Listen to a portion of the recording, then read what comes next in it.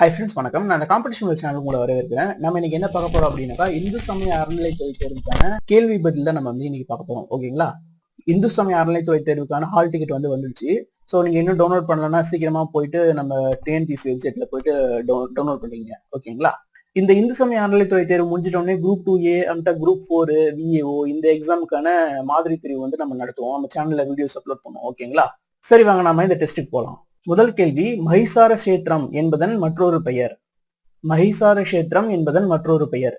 திருக்கோளூர், திருமழிசை, திருவாதிரை, மதுரை.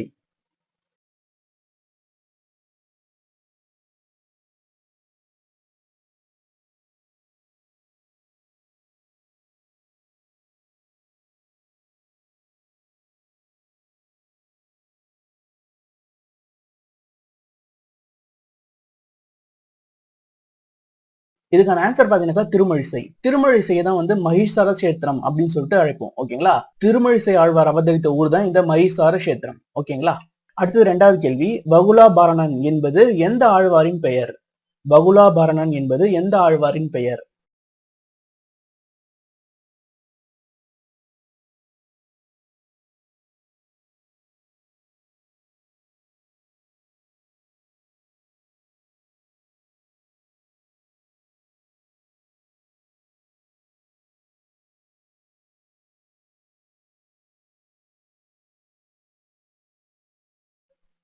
இதுக்கான ஆன்சர் வந்து நம்மாழ்வார். பகுலாபரணன் அப்படின்றது நம்மாழ்வாரை தான் வந்து சொல்லுவோம். அது மட்டும் இல்லாம நம்மாழ்வாருக்கு சடகோபன், மாறன், காரிமாறன், பராங்குசன் அப்படின்னு வேறு பெயர்களும் இருக்குது. ஓகேங்களா? அடுத்தது மூன்றாவது கேள்வி, தொண்டரடிப்பொடி ஆழ்வாரின் இயற்பெயர் என்ன? தொண்டரடிப்பொடி ஆழ்வாரின் இயற்பெயர் என்ன?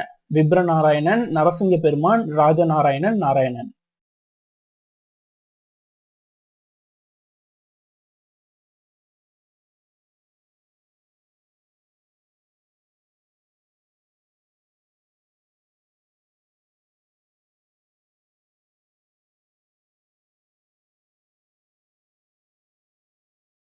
இதுக்கான ஆன்சர் பாத்தீங்கன்னாக்கா விப்ரநாராயணன். தொண்டரடிப்பொடி ஆழ்வாரின் இயற்பெயர் வந்து விப்ரநாராயணன். ஓகேங்களா? அடுத்தது நான்காவது கேள்வி, மாதப்பிறப்பு, பௌர்ணமி, அமாவாசை, கிருத்திகை, பிரதோஷம் இவை அனைத்தும் பஞ்சபர்வ உபாசனங்கள், பஞ்சபர்வ உற்சவங்கள், பஞ்சபர்வ உபதேசங்கள், பஞ்சபர்வ உபாயங்கள். மாதப்பிறப்பு, பௌர்ணமி, அமாவாசை, கிருத்திகை ஒரு மாசத்துல வர இது எல்லாமே வந்து என்னன்னு சொல்லிட்டு சொல்லுவோம்.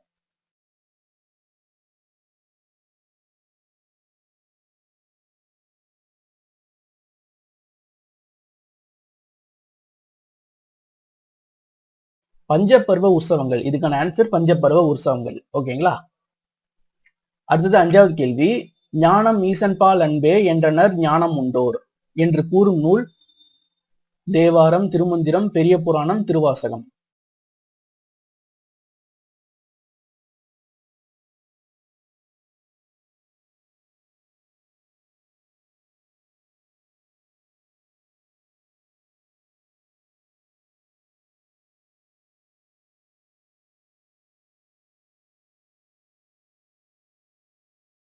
இதுக்கான ஆன்சர் பாத்தீங்கன்னாக்கா பெரிய புராணம். ஓகேங்களா? பெரிய புராணத்தில் தான் வந்து இந்த பாடல் வந்து இருக்கு. பெரிய புராணத்தை வந்து இயற்றினவர் வந்து சேக்கிழார். இந்த பெரிய புராணத்துக்கு திருத்தொண்டர் புராணம் அப்படின்னு வேறு பெயரும் இருக்கு. ஓகேங்களா? அடுத்தது ஆறாவது கேள்வி, திருமுதுகுன்றம் என அழைக்கப்படும் ஊர். திருமுதுகுன்றம் என அழைக்கப்படும் ஊர். நெய்வேலி, விருதாச்சலம், தருமபுரி, விழுப்புரம்.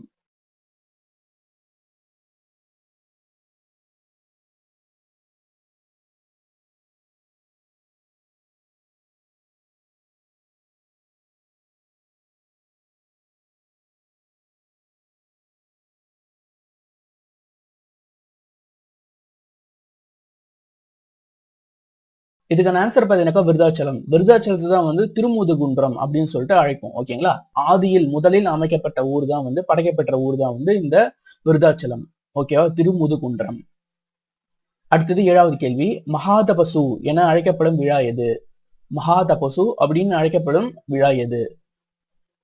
வைகுண்ட ஏகாதசி, பங்குனி உத்திரம், கும்பமேளா, சிவராத்திரி.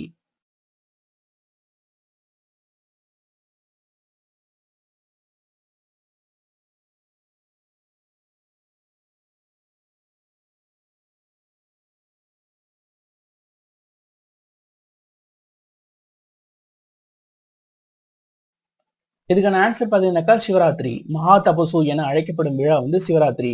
அது மட்டும் இல்லாம சகல புவனம், சத்தியம், பிரம்மஸ்வரூபம் அப்படின்னு வேறு பெயர்களும் வந்து சிவராத்திரிக்கு வந்திருக்கு. ஓகேங்களா? அடுத்தது 8வது கேள்வி. ஆவணி மாதம் அமாவாசை கழிந்த 4ஆம் நாள் என்ன விழா கொண்டாடப்படுகிறது? ஆவணி மாதம் அமாவாசை கழிந்த 4ஆம் நாள் என்ன விழா கொண்டாடப்படுகிறது?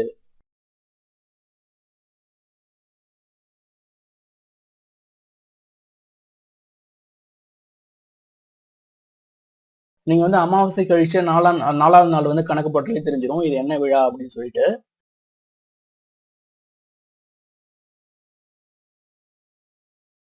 அமாவாசை கழிச்சு அடுத்த நாள் வந்து பிரதமை, அம்ட த்விதியை, அம்ட திருதியை, அம்ட சதுர்த்தி. ஓகேங்களா?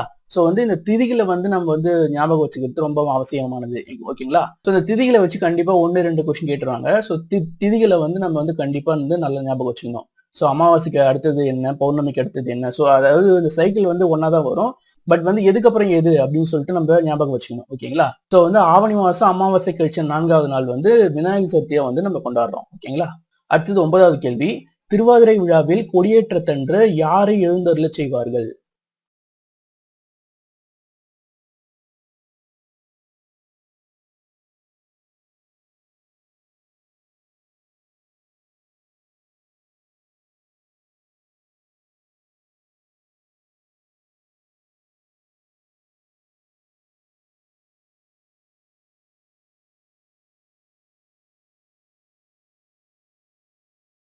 இதுக்கான ஆன்சர் வந்து மாணிக்க வாசகர். திருவாதிரை திருவிழாவில் கொடியேற்றத்தன்று மாணிக்க வாசகர் தான் வந்து எழுந்தருளச் செய்வார்கள். ஓகேங்களா?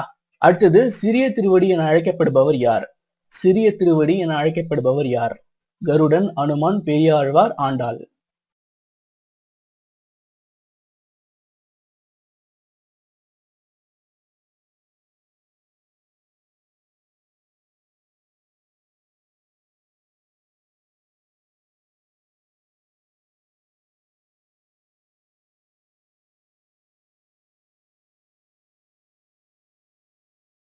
சிறிய திருவடி என அழைக்கப்படுபவர் வந்து அனுமான். ஓகேங்களா? அதே மாதிரி பெரிய திருவடி அப்படின்னு சொல்லிட்டு அழைக்கப்படுபவர் வந்து கருடன். அது என்ன சிறிய திருவடி, பெரிய திருவடி?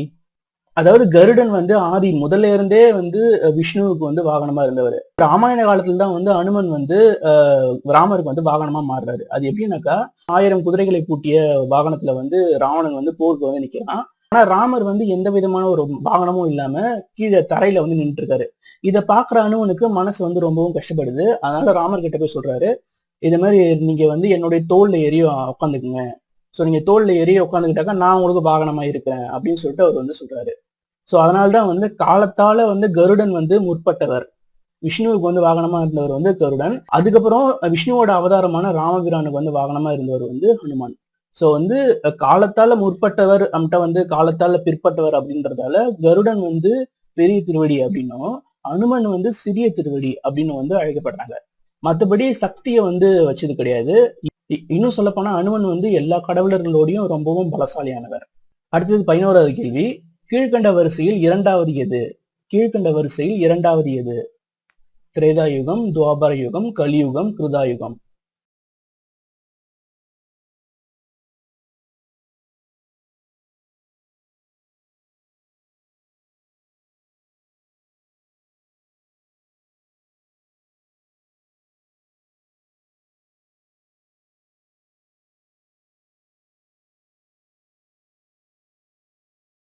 சோ யுகங்களின் வரிசையில பாத்தீங்கன்னாக்கா ஃபர்ஸ்ட் வந்து கிருதா யுகம் தான் வரும். அதுக்கப்புறம் திரேத யுகம், அதுக்கப்புறம் துவாபர யுகம், அப்புறம் கலியுகம்.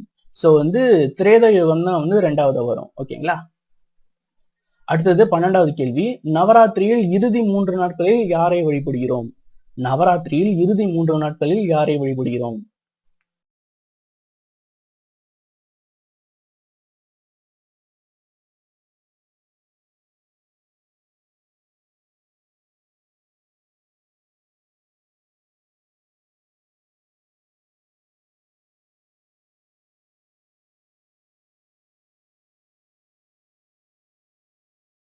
இதுக்கான ஆன்சர் பாத்தீங்கன்னாக்கா சரஸ்வதி. நவராத்திரியில் இறுதி 3 நாட்கள்ல வந்து சரஸ்வதி வழிபடுறோம். அதே மாதிரி முதல் 3 நாட்கள்ல வந்து பார்வதி தேவியையும், நடுவுல இருக்கிற அந்த 3 நாட்கள்ல வந்து லட்சுமி தேவியையும் வந்து வழிபடுறோம். ஓகேங்களா? அதான் 9 நாட்கள் வழிபாடு. அடுத்தது 13வது கேள்வி. கீழ்கண்டவற்றுள் தவறானதை தேர்வு செய்க. கீழ்கண்டவற்றுள் தவறானதை தேர்வு செய்க.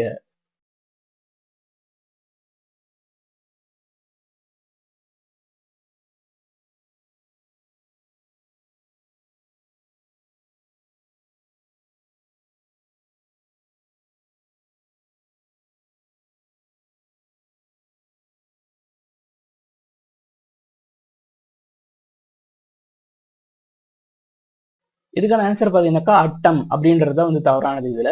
அதாவது பாத்தீங்கன்னாக்கா இது வந்து அட்டங்க யோகம். இது எல்லாமே வந்து அட்டங்க யோகம். அதாவது இயமம், நியமம், ஆசனம், பிராணாயாமம், பிரத்யேகாரம், தாரணை, சமாதி, தியானம். சோ இதெல்லாம் வந்து அட்டங்க யோகம். ஓகேங்களா?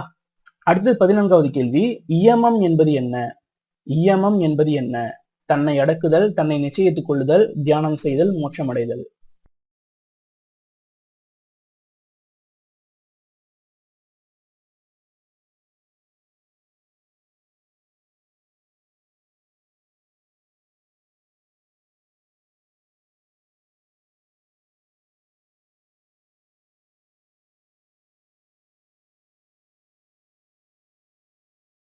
அதாவது இயமம் அப்படின்னாக்கா தன்னை அடக்குதல் அப்படின்னு சொல்லிட்டு பொருள். ஓகேங்களா? அதாவது அகிம்சை, உண்மை, கல்லாமை, பிறர் பொருள் விரும்பாமை, பிரம்மச்சரியம்.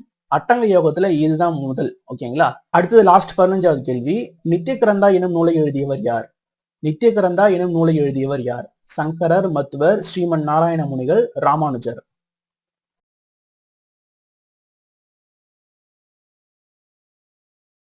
இதுக்கான ஆன்சர் பாத்தீங்கன்னாக்கா ராமானுஜர். ஓகேங்களா? நித்திய கிரந்தாவை எழுதியவர் ராமானுஜர். ஓகே ஃப்ரெண்ட்ஸ், இந்த வீடியோ உங்களுக்கு பிடிச்சிருக்கும் அப்படின்னு சொல்லிட்டு நினைக்கிறேன். இது மாதிரி இன்னும் நிறைய வீடியோ உங்களுக்கு வேணும் அப்படின்னாக்கா நம்ம காம்படிஷன் சேனலை சப்ஸ்கிரைப் பண்ணுங்க. ஓகேங்களா? நன்றி.